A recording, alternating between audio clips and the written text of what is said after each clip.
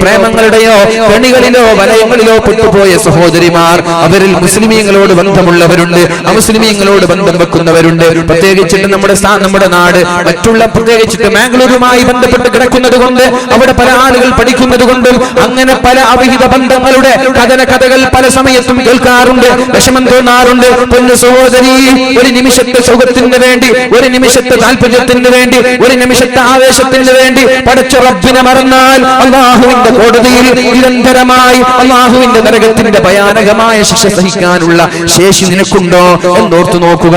ഏതായാലും മഹാനായ ഉമർ ഇബ്നുൽ ഖത്താബ് റളിയല്ലാഹു അൻഹു ചെറുപ്പക്കാരനെ വിളിച്ചു. നോക്കുമ്പോ മുടിയൊക്കെ ഭംഗിയായി വെട്ടി വളരെ മനോഹരമായ നല്ല സ്റ്റൈലുള്ള ഒരു ചെറുപ്പക്കാരൻ. പ്രത്യേകിച്ചിട്ട് നമ്മുടെ ചെറുപ്പക്കാരൊക്കെ വല്ലാത്ത ഗ്ലാമറാണ് അല്ലെ, അങ്ങനല്ലേ? നമ്മുടെ ചെറുപ്പക്കാരൊക്കെ നല്ല ഗ്ലാമറാണ്, മനോഹരമായ. അള്ളാഹുവിന്റെ വലിയൊരു സൗഭാഗ്യമാണ് നമ്മുടെ കാസർഗോഡ് ജില്ല പ്രത്യേകിച്ചിട്ട്. അള്ളാഹു സൗന്ദര്യവും എല്ലാവിധ സുഖങ്ങളും നൽകി അനുഗ്രഹിച്ച ഒരു നാടാണ്. പക്ഷെ നമ്മൾ അങ്ങനെയൊക്കെ ലഭിക്കുമ്പോൾ അതിന് തിരിച്ച് നന്ദി ചെയ്യണം, അത് മിസ്യൂസ് ചെയ്യാൻ പാടില്ല. അപ്പൊ ഈ സഹോദരന്റെ ഭംഗി ആ പെണ്ണിനെ വശീകരിക്കുകയാണ്, ആ പെണ്ണിന് താല്പര്യം വരികയാണ്. അപ്പൊ ഈ നമ്മൾ എന്താണ് മനസ്സിലാക്കേണ്ടത്?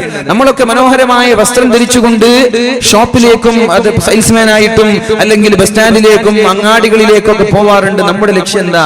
ആരെങ്കിലും ഒന്ന് കണ്ടോട്ടെ, എന്റെ ഭംഗി ആളുകൾ ആസ്വദിക്കട്ടെ എന്ന ലക്ഷ്യത്തോടെയാണ് പോകുന്നത്. പക്ഷേ ആ ലക്ഷ്യം പോലും ഹറാമാണ്, ആ ലക്ഷ്യം പോലും തെറ്റാണ്. ഉമർ തങ്ങൾ ഉടനെ ആ ചെറുപ്പക്കാരനോട് പറഞ്ഞു, പോടാ ബാർബർ ഷോപ്പിൽ പോയി വാ, എന്നിട്ട് മുടി മുണ്ടനം ചെയ്ത് മൊട്ടയടിച്ച് വരാൻ പറഞ്ഞു. മൊട്ടടിച്ചപ്പോഴേക്കും വല്ലാത്ത ഭംഗി വർദ്ധിച്ചു. ചില ആളുകൾ അങ്ങനെയില്ലേ, സ്റ്റൈലുള്ള ആളുകൾ എങ്ങനെ ആയാലും സ്റ്റൈൽ തന്നെയാണ് അല്ലേ?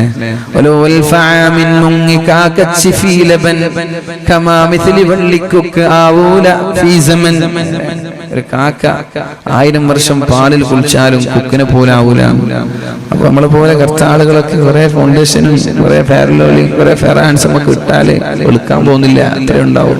അപ്പൊ ഭംഗിയുള്ള ആളുകൾ ഇനി ഒന്നും തേച്ചില്ല, കീറിപ്പറഞ്ഞ വസ്ത്രം ധരിച്ചു, മൊട്ട അടിച്ചു, എന്നാലും കുഴപ്പമില്ല, അവർ ഭംഗി തന്നെയാണ്. അപ്പൊ ആ ചെറുപ്പക്കാരൻ ബാർബർ ഷോപ്പിൽ പോയി മൊട്ട അടിച്ചു മുണ്ടനം ചെയ്തു വന്നു. സുബ്ഹാനല്ലാഹ്, വല്ലാത്ത ഭംഗി. നമുക്കറിയായിരിക്കും, നമ്മളൊരു ഇസ്ലാമിക് പാട്ടുകളൊക്കെ പാടുന്ന മഹർസൈനൊക്കെ നിങ്ങൾ കണ്ടിട്ടുണ്ടാവും അല്ലെ? മഹർസൈൻ അറിയില്ല, നല്ലൊരു കഷണ്ടിയാണ്, നല്ല ലുക്കാണ് അല്ലെ? മുടിയൊക്കെ മൊട്ടടിച്ചു വരാം. അപ്പൊ ഏതായാലും അങ്ങനെ ചില ആളുകൾ മൊട്ടടിക്കുമ്പോഴേക്കും ഗ്ലാമർ കൂടി. അപ്പൊ പറഞ്ഞു, എന്നാ പിന്നെ അയാൾക്ക് തലപ്പാവ് കൊടുക്കും, തലപ്പാവ് ധരിക്കാൻ പറഞ്ഞു. തലപ്പാവ് ധരിച്ചപ്പോ സുബ്ഹാനല്ലാഹ് ഇതിനേക്കാളും ഭംഗി കൂടി. അപ്പൊ പറഞ്ഞു, ഇനി എന്റെ മദീനയിൽ നിൽക്കാൻ പാടില്ല, വേഗം മദീന വിട്ട് ബസ്രയിലേക്ക് പോകണം. ഈ കാരണം ഒരു പെണ്ണിന് പോലും വേണ്ടാത്ത ചിന്ത വരാൻ പാടില്ല എന്ന് നിങ്ങൾ മനസ്സിലാക്കണം. ഈ ചെറുപ്പക്കാരൻ വല്ല തെറ്റ് ചെയ്തു? സൗന്ദര്യം ശാപമായിരിക്കും ചില സമയങ്ങളിലൊക്കെ അല്ലെ? സൗന്ദര്യം ചില ആളുകൾക്ക് വിപത്തായിട്ട് സംഭവിക്കാറുണ്ട്. അതേപോലെ ഒരാളാണ് മഹാനായ ഈ നസ്ർ ഇബ്നു ഹജ്ജാജ് എന്ന് പറയുന്ന സഹോദരൻ.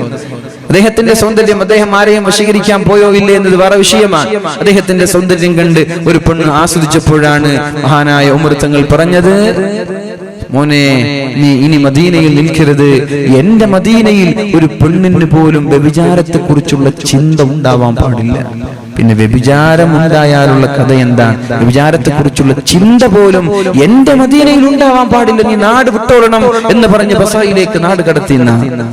അപ്പൊ ഞാൻ പറഞ്ഞു വരുന്നത്, തിന്മയെ നമ്മൾ ലഘൂകരിച്ച് കാണാൻ, നമ്മൾക്ക് ചാറ്റ് ചെയ്യുന്നതോ കോൾ ചെയ്യുന്നതോ വീഡിയോ കോൺഫറൻസ് നടത്തുന്നതോ ഇമേജുകൾ ടെക്സ്റ്റുകൾ പരസ്പരം കൈമാറുന്നതോ ഒന്നും കുഴപ്പമേ അല്ല.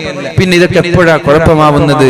പിന്നെ ചെറിയൊരു വഞ്ചനയും ചതിയും ബ്ലാക്ക് മെയിലിംഗും നടത്താൻ പോവാൻ നമ്മൾ അയച്ചു കൊടുത്തൊരു ഇമേജ്, അത് വെച്ചിട്ട് നിന്റെ ജീവിതം വിലപേശാൻ, നിന്റെ കുടുംബത്തെ വിലപേശാൻ ആ സമയത്താണ് നീ വിരൽ കടിക്കസ്. പടച്ചോനെ, ഇത് വേണ്ടായിരുന്നല്ലോ. ഉസ്താദുമാര് പറഞ്ഞതൊക്കെ സത്യം ാണല്ലോ. ഞാൻ വിചാരിച്ചു ഇവൻ എന്നോട് വല്ലാത്ത ആത്മാർത്ഥമായ സ്നേഹം കൊണ്ടാണെന്നൊക്കെ ഞാൻ തെറ്റിദ്ധരിച്ചു പോയതാണ്. ഇവന്റെ താല്പര്യം എന്റെ ശരീരമായിരുന്നു എന്ന് നിനക്ക് തോന്നാൻ തുടങ്ങുന്നൊരു സമയം വരാനുണ്ട്. അപ്പോഴേക്കും നിന്റെ സമയം അതിക്രമിച്ചു കഴിഞ്ഞിരിക്കുകയാണ്. അപ്പോഴേക്കും നിന്റെ സമയം കഴിഞ്ഞു. പിന്നെ നീ ചിന്തിച്ചിട്ടോ ആലോചിച്ചിട്ടോ കാര്യമുണ്ടാവൂല. അതുകൊണ്ട് പരിശുദ്ധമായ ഖുർആൻ ചോദിക്കുന്നത് പോലെ, അലം യഅ്നി ലില്ലദീന ആമനൂ അല്ലാഹുവിനെ പേടിച്ചു നന്നാവാനുള്ള സമയമായിട്ടില്ലേ എന്ന ചോദ്യം ഉണ്ട് റബ്ബേ. ഞങ്ങൾക്കൊക്കെ നന്നാവണമെന്നുണ്ട് റബ്ബേ. ഞങ്ങളൊക്കെ നന്നാവാൻ ആഗ്രഹിക്കുകയാണ്. അല്ലാഹു നമ്മയൊക്കെ നല്ലവരിൽ പെടുത്തുമാറാവട്ടെ. മഹാനായ ഇബ്നു മസ്ഊദ് റളിയല്ലാഹു അൻഹു പറഞ്ഞതും അത് തന്നെയാണ്. ഒരു ചെമ്മാടിയായ ഒരാൾ അയാൾക്ക് എത്ര തെറ്റ് ചെയ്താലും ഒരു ഈച്ച മൂക്കിന്റെ വക്കിലൂടെ പാറിയതുപോലെ ഉണ്ടാവും. അയാൾക്കൊരു വിഷയമല്ല. എന്നാൽ ഒരു മുഅ്മിനായ ഒരാൾ ഒരു തെറ്റ് ജീവിതത്തിൽ വന്നുപോയാൽ ഒരു പർവ്വതം ശരീരത്തിലേക്ക് ഇടിഞ്ഞു വീഴുന്നത് മഹാനായ ഇബ്നു മസ്ഊദ് റളിയല്ലാഹു അൻഹു നമ്മോട് പഠിപ്പിക്കുകയാണ്. അല്ലാഹു നമ്മൾക്കും ബോധം നൽകുമാറാവട്ടെ. അല്ലാഹു നമ്മൾക്കും ബോധം നൽകുമാറാവട്ടെ. അല്ലാഹു നമ്മൾക്ക് നല്ല രീതിയിൽ ജീവിക്കാനുള്ള തൗഫീഖ് ചെയ്യുമാറാവട്ടെ. അല്ലാഹു ഒരു സമൂഹത്തെയും വെറുതെ നശിപ്പിച്ചിട്ടില്ല. ഒരു സമൂഹത്തെയും അല്ലാഹു വെറുതെ കൊന്നുകളഞ്ഞിട്ടില്ല. ഒരു സമൂഹത്തിനും അല്ലാഹുവിന്റെ അദാബ് വെറുതെ അല്ലാഹു അയച്ചിട്ടില്ല. അല്ലാഹു തന്നെ പറയട്ടെ പരിശുദ്ധമായ ഖുർആനിൽ, വമാ അസ്വാബകും മിൻ മുസീബ, ഒരു സമൂഹത്തിനും ആപത്തുകളോ വിപത്തുകളോ ഞാൻ അയച്ചിട്ടില്ല. ഫബിമാ കസബത് ഐദീകും, ആർക്കെങ്കിലും കൊടുത്തിട്ടുണ്ടെങ്കിൽ ഫബിമാ കസബത് ഐദിന്നാസ്, അത് ജനങ്ങൾ ചെയ്ത ആ ഒരു തിന്മകൾ കാരണമാണ്. തെറ്റ് ചെയ്തത് കാരണം ശിക്ഷിക്കൂല, അത് ശ്രദ്ധിക്കണം നമ്മൾ. തെറ്റ് ചെയ്തത് കാരണം ഒരാളെയും ശിക്ഷിക്കില്ല. തെറ്റ് ചെയ്ത് തൗബ ചെയ്യാൻ നീ താല്പര്യം കാണിച്ചില്ലേ, അല്ലാഹുവിലേക്ക് മടങ്ങാനുള്ള സന്മനസ് നിനക്കുണ്ടായില്ലേ, അപ്പോഴാണ് ശിക്ഷകൾ ഇറങ്ങുന്നത്. തെറ്റ് ചെയ്തത് കാരണം ഒരാളെയും അല്ലാഹു ശിക്ഷിക്കില്ല. അങ്ങനെയാണ്. തൗബ ചെയ്യാൻ വിസമ്മതിക്കുമ്പോൾ ഉടനെ പടച്ചറപ്പിന്റെ അദാബ് നമ്മളിലേക്ക് കടന്നു വരും. അല്ലാഹു നമ്മളെയൊക്കെ രക്ഷപ്പെടുത്തുമാറാവട്ടെ. ഫബിമാ കസബത് ഐദീകും വയഅഫു അൻ കസീർ, വയഅഫു അൻ കസീർ, നിങ്ങൾ ചോദിക്കാതെ തന്നെ അല്ലാഹു നിങ്ങൾക്ക് പുറത്തു തരുന്ന ഒരുപാട് പാപങ്ങളുണ്ട്. തൗബ ചെയ്യേണ്ട ആവശ്യമില്ല, അല്ലാഹുവിനോട് ദുആ ചെയ്യേണ്ട ആവശ്യമില്ല. അങ്ങനെയുണ്ട് ഒരുപാട് പാപങ്ങൾ. അങ്ങനെയുണ്ട് ഉസ്താദേ. ദുആ ചെയ്യാതെ ഇസ്തിഗ്ഫാർ ചൊല്ലാതെയൊക്കെ അല്ലാഹു പാപങ്ങൾ പുറത്തു തരും എന്നാണ് അല്ലാഹുവിന്റെ ഹബീബ് പഠിപ്പിച്ചു തന്നത്. നമ്മുടെ ചെറുദോഷങ്ങൾ അല്ലാഹുവിനോട് നിങ്ങൾ തൗബ ചെയ്യേണ്ട ആവശ്യമില്ല. ചെറുദോഷങ്ങൾ അല്ലാതെ തന്നെ അല്ലാഹു നമ്മൾക്ക് പുറത്തു തരികയാണ്. അർ-റമളാനു ഇലർ റമളാൻ, കഴിഞ്ഞ റമളാൻ മുതൽ ഈ റമളാൻ വരെ റമളാനിനെ കാത്തിരുന്നത് കാരണം അതിന്റെ ഇടയിൽ വന്നു പോയ ചെറുദോഷങ്ങൾ അല്ലാഹു പുറത്തു തരുമെന്ന് മുഹമ്മദുർ റസൂലുള്ളാഹ്. അസ്സലാത്തു ഇലസ്സലാഹ്, ഒരു നിസ്കാരം മുതൽ ളുഹർ നിസ്കാരം മുതൽ അസ്ർ വരെ നിസ്കാരത്തെ കാത്തിരുന്ന സമയം, അതിനിടയിൽ നമ്മുടെ ഭാഗത്ത് വരുന്ന ചെറുദോഷങ്ങൾ നിങ്ങൾ ചോദിക്കാതെ തന്നെ അല്ലാഹു നിങ്ങൾക്ക് പുറത്തു തരുമെന്ന് പരിശുദ്ധ ഹബീബ് സല്ലല്ലാഹു അലൈഹി വസല്ലം. അൽ ജുമുഅത്തു ഇലൽ ജുമുഅ, പരിശുദ്ധമായ ജുമുഅ കഴിഞ്ഞ ആഴ്ച കഴിഞ്ഞു, ഇനി നാളെ വരാനിരിക്കുകയാണ്. ഈ ജുമുഅയുടെ ഇടയിൽ നമ്മുടെ ജീവിതത്തിൽ വന്നു പോയ ചെറുദോഷങ്ങൾ അല്ലാഹു പുറത്തു തരികയാണ് ചോദ്യമില്ലാതെ. ഇത് പറഞ്ഞത് പരിശുദ്ധ റസൂലുള്ളാഹി സല്ലല്ലാഹു അലൈഹി വസല്ലം.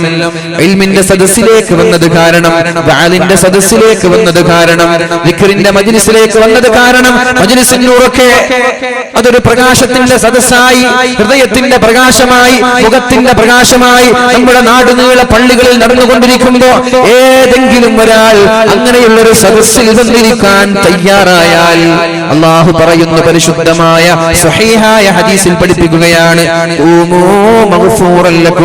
നിങ്ങൾ ഈ സലാത്ത്, ഈ പരിപാടി കഴിഞ്ഞ് ദുആ കഴിഞ്ഞ് മജ്ലിസുൻ നൂർ കഴിഞ്ഞ് സലാത്ത് ചൊല്ലി വീട്ടിലേക്ക് പുറപ്പെടുമ്പോഴേക്കും നിങ്ങളുടെ ചെറുദോഷങ്ങൾ എല്ലാം ഞാൻ മാപ്പ് ചെയ്തിരിക്കുകയാണ്. ചെറുദോഷങ്ങൾ ഇങ്ങനെ തന്നെ പൊറുക്കപ്പെടുന്നുണ്ട്. ഒരു സലാത്ത് ചൊല്ലുമ്പോ അതോടൊപ്പം 10 ചെറുദോഷങ്ങൾ അല്ലാഹു മായ്ച്ചു തരുന്നുണ്ട്. ഒരു സദഖ ചെയ്യുമ്പോഴേക്കും ഒരുപാട് ചെറുദോഷങ്ങൾ അല്ലാഹു മാപ്പ് നൽകുന്നുണ്ട്. അങ്ങനെ ജീവിതത്തിൽ നമ്മൾ അറിയാതെ തന്നെ നമ്മുടെ ചെറുദോഷങ്ങൾ അല്ലാഹു പുറത്തു തരുമ്പോ ഇനി ബാക്കിയുള്ളത് വൻദോഷങ്ങളാണ്. വയഅഫു അൻ കസീർ, നിങ്ങൾ ചോദിക്കാതെ തന്നെ ചിലത് പുറത്തു തരുമ്പോ നിങ്ങൾ ചോദിക്കണം വൻദോഷങ്ങളിൽ നിന്ന്. അല്ലാഹു പുറത്തു തരണമെങ്കിൽ അല്ലാഹുവിനോട് കരഞ്ഞുകൊണ്ട് തൗബ ചെയ്യ്. അല്ലാഹു നമ്മൾക്ക് മാപ്പ് നൽകുമാറാവട്ടെ. വഹറൽ ഫസാദു ഫിൽ ബദ്ദി വൽ ബഹർ, കടലിലും കരയിലും അല്ലാഹുവിന്റെ പരീക്ഷണങ്ങൾ വരാനുള്ള കാരണം സുനാമികൾ, കൊടുങ്കാറ്റുകൾ. ഉത്തരേന്ത്യൻ സംസ്ഥാനങ്ങളിൽ നമ്മൾ കേൾക്കുന്നത് പോലെ ഒരുപാട് പ്രയാസങ്ങൾ നമ്മുടെ സമൂഹത്തിലേക്ക് വരാനുള്ള കാരണം ബിമാ കസബത് ഐദിന്നാസ്, അല്ലാഹു വെറുതെ കൊടുത്തതല്ല. അതൊക്കെ അല്ലാഹുവിനോട് അതിക്രമം കാണിച്ചു, തൗബ ചെയ്യാൻ മടി കാണിച്ചത് മൂലം അല്ലാഹു അവരെ നശിപ്പിച്ചിരിക്കുകയാണ്. ഇങ്ങനെ ഞാൻ ഇടയ്ക്കിടെ താക്കീതായി, ഇടയ്ക്കിടെ ചില പണിഷ്മെന്റുകൾ കൊടുത്തില്ല എങ്കിൽ അവർ ഞാൻ ഉണ്ട് എന്ന് തന്നെ മറന്നു പോകും, അല്ലാഹു ഉണ്ട് എന്ന് തന്നെ മറന്നു പോകും. അങ്ങനെ മറക്കാതിരിക്കാൻ ഇടയ്ക്കിടെ ചില ട്രീറ്റ്മെന്റുകൾ, ചില പരീക്ഷണങ്ങൾ, ചില അല്ലാഹുവിന്റെ അദാബുകൾ ഒരു വാണിംഗായി, ഒരു താക്കീതായി അല്ലാഹു സമൂഹത്തിന് അയച്ചു കൊടുക്കുമെന്ന് പരിശുദ്ധ ഖുർആനിൽ അല്ലാഹു പഠിപ്പിക്കുകയാണ്. എന്തിനാണ് അദാബുകൾ ഇറക്കുന്നത്? ലഅല്ലഹും യർജിഊൻ. ഈ ഉത്തരേന്ത്യൻ സംസ്ഥാനങ്ങളിൽ നിരന്തരമായി കേട്ടുകൊണ്ടിരിക്കുന്ന ഭൂകമ്പങ്ങളെ കുറിച്ച് നിങ്ങൾ മനസ്സിലാക്കുമ്പോഴേക്കും ഈ മഞ്ചേശ്വരത്ത് നിൽക്കുന്ന എല്ലാ തോന്നിവാസികളും വിചാരിക്കണം, പടച്ചവനെ അവിടേക്ക് ഭൂകമ്പമെത്തി, ചൈനയിലേക്ക് സുനാമി എത്തി, ഇന്തോനേഷ്യയിൽ സുനാമി എത്തി, മറ്റുള്ള ഗൾഫ് രാജ്യങ്ങളിൽ കൊടുങ്കാറ്റെത്തി, ഇനി നമ്മുടെ മഞ്ചേശ്വരത്തേക്ക്, നമ്മുടെ കേരളത്തിലേക്ക് വരാനിരിക്കുന്നതേയുള്ളൂ. എന്തിനാണ് ഇതൊക്കെ അല്ലാഹു ശിക്ഷകൾ നൽകിയത്? ലഅല്ലഹും യർജിഊൻ. ഞാൻ നന്നാവാൻ വേണ്ടിയിട്ടാണല്ലോ, ഞാനൊന്ന് തൗബ ചെയ്യാൻ വേണ്ടിയിട്ടാണല്ലോ, ഞാനൊന്ന് അല്ലാഹുവിലേക്ക് മടങ്ങാൻ വേണ്ടിയിട്ടാണല്ലോ. പത്രങ്ങളിൽ വായിക്കുന്ന ആളുകളല്ലേ നമ്മൾ. ആക്സിഡന്റിന്റെ വാർത്തകൾ കേൾക്കുമ്പോ എന്തേ ഞങ്ങളുടെ വണ്ടികളും ആക്സിഡന്റ് ആയിക്കൂടെ, ഞങ്ങളുടെ കുടുംബങ്ങളിലും അപകടങ്ങൾ നടന്നൂടെ? ഇതൊരു ഇങ്ങനെ ഒരു വാർത്തകൾ വായിക്കുമ്പോ ഉടനെ നമ്മൾ കരുതണം ലഅല്ലഹും യർജിഊൻ. ഈ ആക്സിഡന്റിന്റെ വാർത്തകൾ നമ്മുടെ ശരീരത്തിൽ, നമ്മുടെ ചെവിയിലേക്ക് തുളച്ചു കയറുന്നത് തന്നെ എന്റെ ഡ്രൈവിംഗിൽ ചെറിയൊരു അവയർനെസ് എനിക്ക് ഉണ്ടാവാൻ വേണ്ടിയിട്ടാണ്, ചെറിയൊരു ബോധം എനിക്ക് ഉണ്ടാവാൻ വേണ്ടിയിട്ടാണ്. മനുഷ്യന്മാരെ, കേരളക്കരയെ, കാസർഗോഡ് ജില്ലയെ പ്രത്യേകിച്ചിട്ട് കണ്ണീരിലാഴ്ത്തിയ, ദുഃഖത്തിന്റെ കരിനിഴൽ വീഴ്ത്തിയ ഒരപകടം നമ്മുടെ നാട്ടിൽ നടന്നപ്പോ ഈ ചുറ്റുകൂടിയിരിക്കുന്ന ആളുകളോട് എനിക്ക് പറയാനുള്ളത്, അല്ലാഹുവിനെ പേടിച്ചുകൊണ്ട് ഇങ്ങനെയുള്ള അപകടങ്ങൾ നമ്മുടെ നാട്ടിൽ നാടുകൾ വർദ്ധിച്ചുകൊണ്ടിരിക്കുമ്പോ ഓരോ അതിന്റെ കണ്ണൂർ ഭാഗത്തേക്ക് പോകുമ്പോഴേക്കും ഒരു ദിവസം ഒരു ആക്സിഡന്റ് കാണാത്ത ദിവസമില്ല.